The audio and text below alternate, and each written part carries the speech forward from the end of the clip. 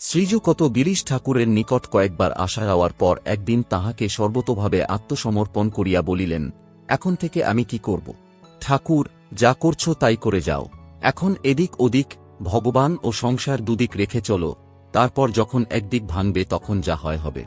তবে সকালে বিকালে তাঁর স্মরণমননটা রেখো। এই বলিয়া গিরিশের দিকে চাহিলেন, যেন তাহার উত্তর প্রতীক্ষা করিতেছেন।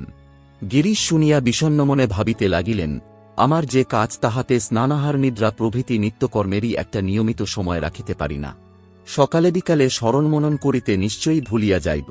ঠাকুর গিরিশকে ঐরূপ নীরব দেখিয়া তাহার দিকে চাহিলেন এবং তাহার মনোগত ভাব বুঝিয়া বলিলেন, আচ্ছা, তা যদি না পারত খাবার শোবার আগে তাহার একবার স্মরণ করে নিও। গিরিশ নীরব। ভাবিলেন উহাই কি করিতে পারিবেন। দেখিলেন, কোনো দিন খান বেলা 10টায়, আর কোনো দিন বৈকাল 5টায়, রাত্রির খাওয়া সম্বন্ধেও ওই নিয়ম।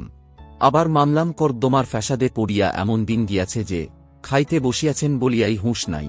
ঠাকুর গিরিশের দিকে আবার চাহিয়া হাসিতে হাসিতে এবার বলিলেন, তুই বলবি, তাও যদি না পারি আচ্ছা, তবে আমায় বকলমা দে, অর্থাৎ ভার দাও। ঠাকুরের তখন অর্ধবাহ্য দশা। ঠাকুরের এই অলৌকিক লীলার জন্য কমেন্টে লিখুন জয় ঠাকুর আর চ্যানেলটি সাবস্ক্রাইব করুন।